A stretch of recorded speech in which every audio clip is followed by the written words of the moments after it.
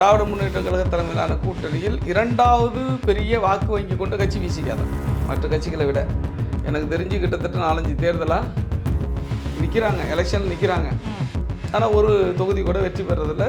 ஆனால் சீமான் கூட வெற்றி பெறலை. இது தாவேக்கா வந்தவுடனே நாங்கள் அதை முதலமைச்சர்னு சொல்லிட்டு இருக்கிறாங்க. அப்போ அவங்க என்ன பலத்தோடு இருக்கிறாங்கன்னு இந்த தேர்தலில் தான் தெரியும். திரும்ப சுழற்சி முறையில் அவங்களை அதிலேயே கொண்டு போய் திணிக்கிற மாதிரி இல்லையா? நாளை எங்கேயோ ஒரு பட்டியலின மக்கள் பாதிக்கப்பட்டாங்க அப்படின்னா திருமாவளவன் குரல் கொடுத்தாரா அப்படின்ற மாதிரி தானே கேட்குது. அப்படின்ற குரல் தானே முதல்ல வருது. நம்ம திரும்பவும் அங்கேயே கொண்டு போய் உங்களை நிற்க வைக்கிறாங்களா? அதுதான் அபத்தம். அதுதான் அவங்களுடைய என்ன வன்மம் அல்லது அவங்களுடைய சூழ்ச்சி அப்படின்னு சொல்லலாம். அதனால தான் இன்னும் வேங்கைவில் விஷயத்தில் இன்னும் மெத்தனமாக தான் இருக்குது. குற்றவாளிகள் கண்டுபிடிக்கப்படவே இல்லை. விசிக இன்னமும் அழுத்தம் கொடுத்துருக்கணும் அப்படின்னு தானே சொல்கிறேன். இல்லை, நாங்கள் உரிய அழுத்தம் கொடுத்து தான் இருக்கிறோம். நான் உங்களை கேட்குறேன். எங்கள்கிட்ட இருக்கிறது 4 எம்எல்ஏ என்ன அழுத்தம் கொடுக்க முடியுமோ அந்த அழுத்தத்தை கொடுத்துருக்காங்க. 66க்கும் மேற்பட்ட எம்எல்ஏ வைத்திருக்க அதிமுக என்ன செய்தது? ஆனால் அதிமுகவோ பாஜகவோ இதர எங்களை கேள்வி கேட்கிற நாம் தமிழரோ தாவேக்காவோ அப்படி இல்லை. அவர்கள் என்னன்னா தலித்துகள் பாதிக்கப்பட்ட கேள்வியை கேட்க மாட்டேங்கிறாங்க.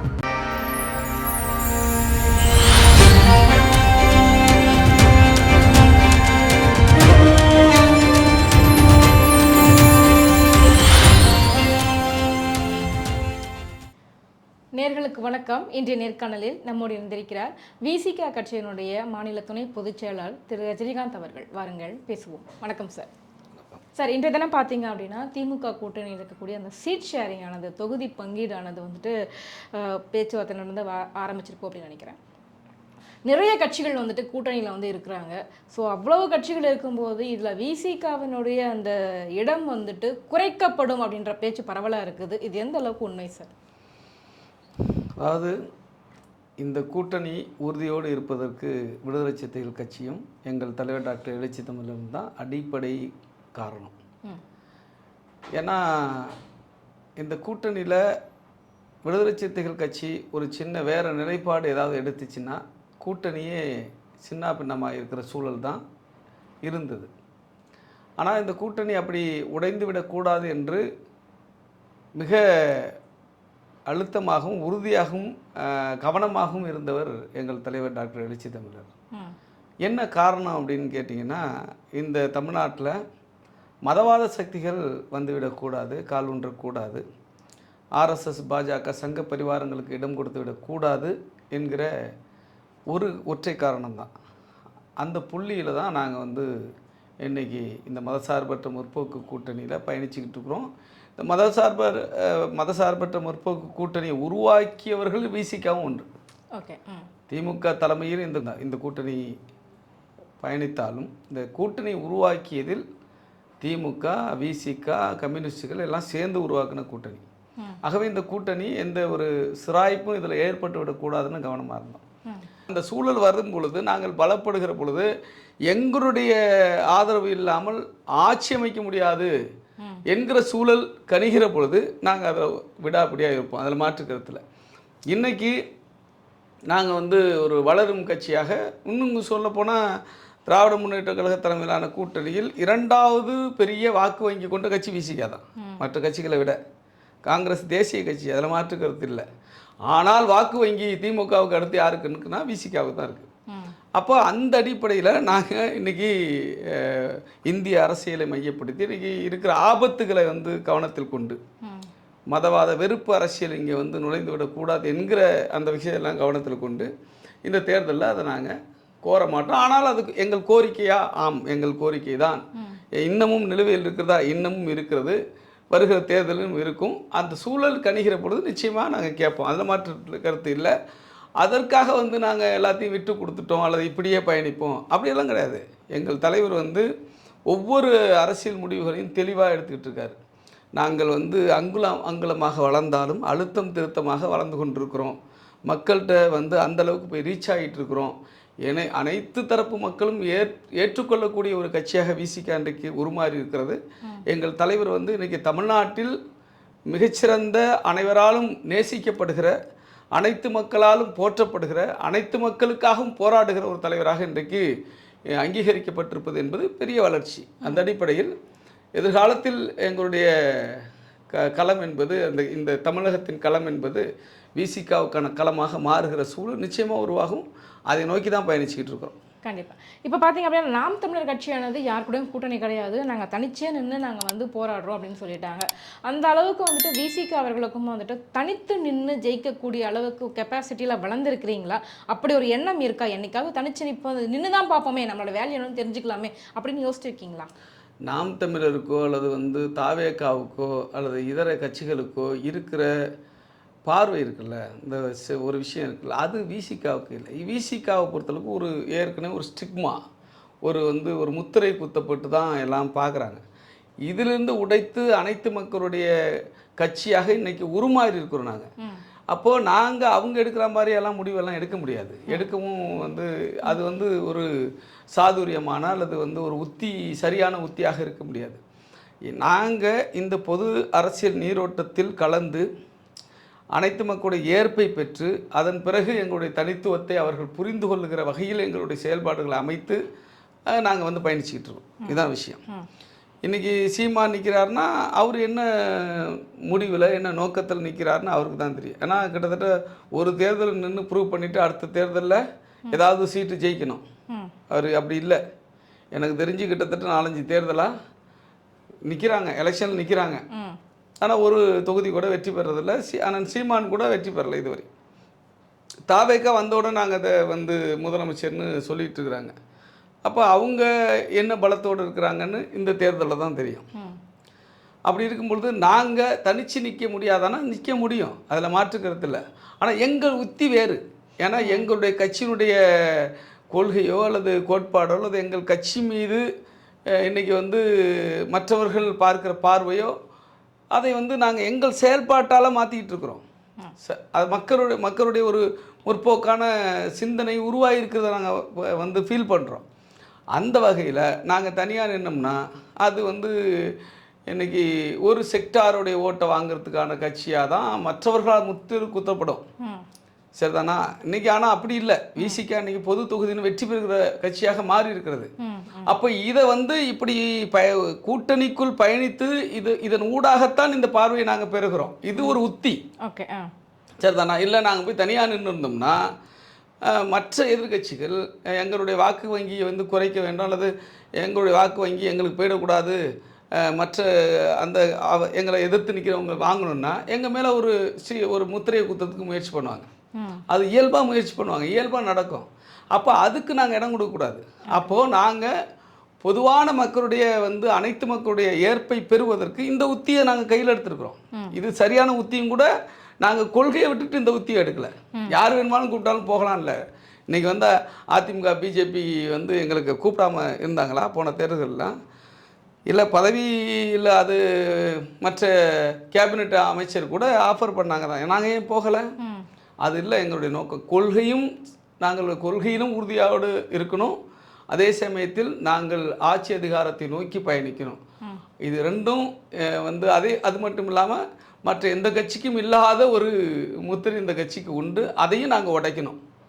அந்த வகையில் நாங்கள் எங்கள் தலைவர் மிக சாதுரியமாக மிகச்சரியாக உத்திகளை வகுத்து பயணிச்சுக்கிட்டு இருக்காரு.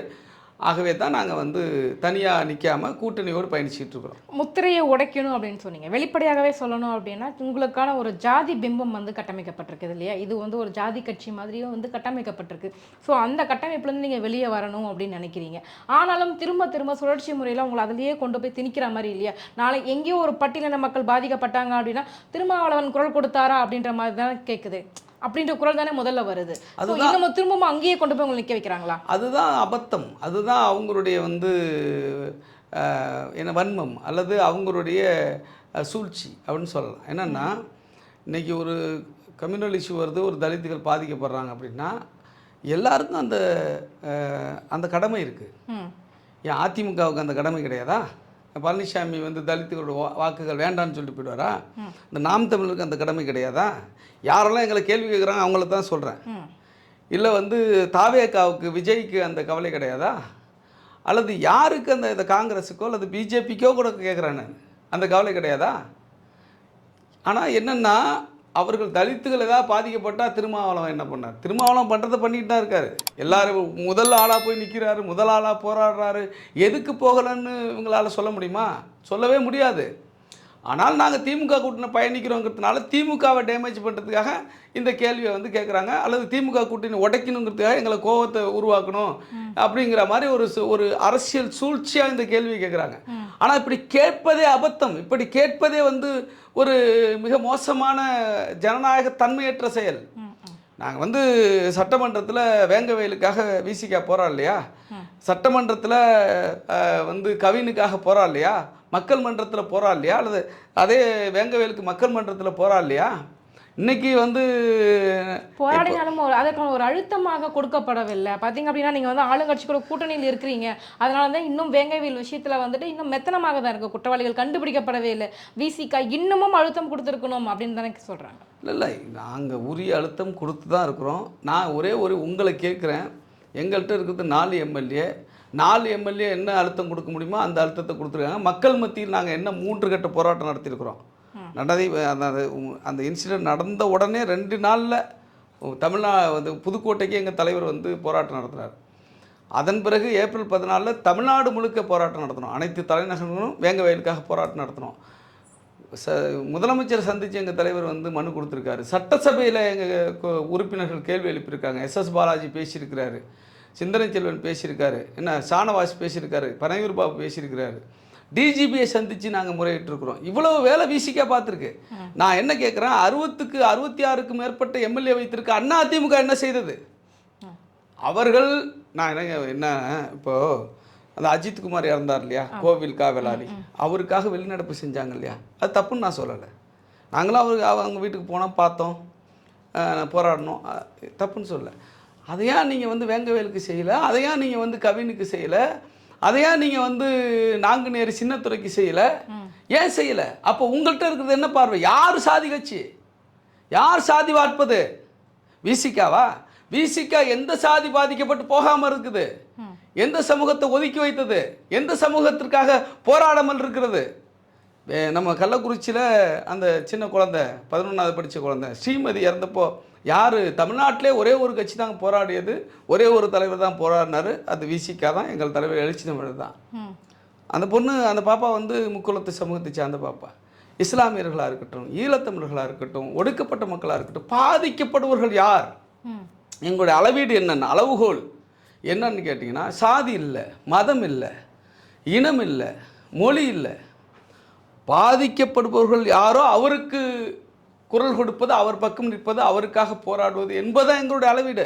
ஆனால் அதிமுகவோ பாஜகவோ இதர எங்களை கேள்வி கேட்கிற நாம் தமிழரோ தாவேக்காவோ அப்படி இல்லை. அவர்கள் வந்து என்னென்னா தலித்துகள் பாதிக்கப்பட்ட கேள்வியை கேட்க மாட்டேங்கிறாங்க. நான் என்ன கேட்குறேன், பழனிசாமிக்கு அது ஒரு வாய்ப்பு தானே? எப்படி இது மாதிரி வேங்கவேலில் பாதிக்கப்பட்டாங்க, கவின் பாதிக்கப்பட்டார், நாங்குநேரி பாதிக்கப்பட்டாங்க, மேல் பாதியில் கோயிலுக்குள்ளே விட மாட்டேங்கிறாங்க, வடபாதியில் கோயிலுக்குள்ளே விட மாட்டேங்கிறாங்க. இந்த பிரச்சனையை வந்து மிகப்பெரிய பிரச்சனையாக அதிமுகவில் மாற்றிருக்க முடியும் தானே? 66 எம்எல்ஏக்கு மேலே வச்சுருக்காங்க தானே? ஏன் அவங்க கேள்வி கேட்கல? அவங்கள ஏன் எந்த ஊடகமும் கேள்வி கேட்கல? ஊடகங்களுக்கு என்ன பார்வைன்னு நான் கேட்குறேன். மற்ற இயக்கவாதிகள் ஏன் வந்து அதிமுக பார்த்து கேட்கல? ஏன் மற்ற கட்சிகளை பார்த்து கேட்கல? அவங்க உட்காந்துட்டு எங்களை கேட்குறாங்க. இந்த மாதிரி ஊடகத்தில் என்ன பண்ணீங்க, இவர்கள் நீங்க போராடுறீங்களா? இதுவே கூட்டணியில் இருந்தா என்ன, இல்லாட்டி என்னங்க? நாங்கள் கூட்டணியில் இருந்ததுனால விட்டு கொடுத்துருக்கோமா, போராடி இருக்கோமா இல்லையாங்கிறத கேள்வி. நாங்கள் கூட்டணி ஆட்சி இல்லது. கூட்டணி ஆட்சினா நீ மந்திரியா இருக்கிற, நீ ஏன் கேள்வி கேட்கல அப்படின்னு கேட்கலாம். நாங்கள் தேர்தல் கூட்டணி வச்சு நாங்கள் பயணிச்சுக்கிட்டு இருக்கிறோம். ஒரு முக்கியமான, உங்களுக்கு முன்னாடியே சொன்னேன், ஒரு இலக்கின் அடிப்படையில் கூட்டணி வச்சுருக்கிறோம். அதே சமயத்தில் நாங்கள் எங்களுடைய உரிமைகளை கேட்பதற்கோ மக்களுக்காக போராடுவதற்கு மறுக்கவில்லையே. நீங்கள் மறுக்கிறீங்களே, நீங்கள் செய்யலையே. அப்போ யார் பார்வை? சாதி பார்வை. யார் வந்து தலித்துகள் பாதிக்கப்பட்ட போகக்கூடாதுன்னு நினைக்கிறது யாரு? நீங்கள் தானேங்க. அப்போ இந்த கேள்வியை அவர்களை நோக்கி கேட்க வேண்டிய கேள்வி. ஏன் இவ்வளோ பிரச்சனை வந்துச்சு தமிழ்நாட்டில்? நீங்கள் என்னங்க பண்ணீங்க? எடப்பாடியை கேளுங்க, சீமானை கேளுங்க, விஜயை கேளுங்க, ஏன் வாயை திறக்க மாட்டேங்கிறாங்க? கண்டிப்பாக சார், எங்கள் கேள்விகளுக்கு ரொம்ப சிறப்பான பதில் சொன்னீங்க சார். ரொம்ப நன்றி.